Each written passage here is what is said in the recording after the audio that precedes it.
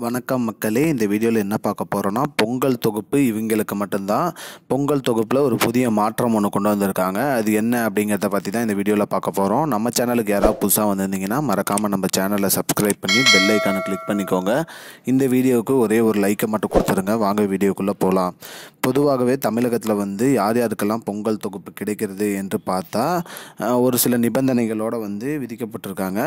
இவங்களுக்கு மட்டும்தான் கொடுப்போம், இவர்களுக்கு கிடையாதுங்கிற பட்டியலில் இந்த அரசு ஊழியர்களுக்கு கிடையாதுன்னு சொல்லியிருக்காங்க. வருமான வரி செலுத்துகிறவங்களுக்கு கிடையாதுன்னு இருக்காங்க. சர்க்கரை அட்டை வச்சிருக்கிறவங்களுக்கு கிடையாதுன்னு இருக்காங்க. பொருளில்லா அட்டை வச்சிருக்கிறவங்களுக்கும் கிடையாதுன்னு இருக்காங்க. பொதுப்பணித்துறையில் வேலை பார்க்குறவங்களுக்கும் கிடையாதுங்கிற மாதிரி சொல்லியிருக்காங்க.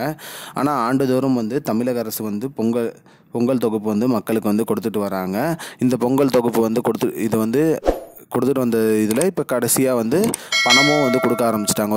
ஒரு 4-5 வருஷமாக ரேஷன் கார்டுக்கு பணமும் பொங்கல் தொகுப்பாக பரிசு தொகையாக ரூபாயின்னு இவ்வளோ குறிப்பிட்ட அமௌண்ட்டு கொடுத்துட்டு இருந்தாங்க.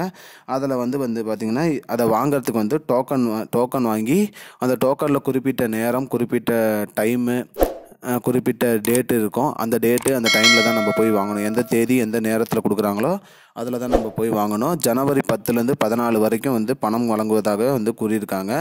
இது மட்டும் இல்லாமல் கலைஞர் மகளிர் உரிமை தொகை திட்டத்தில் இருக்கிறவங்களுக்கு ரூபாய் 1000 ப்ளஸ் இந்த ரேஷன் கடை ரூபாய் 1000 வந்துடும்.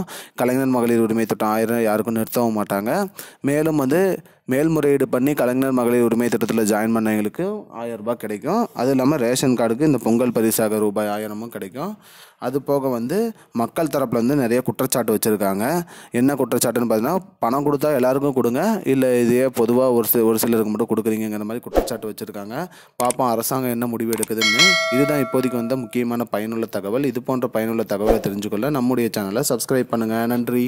I don't understand your jokes, man. Because it's not a joke.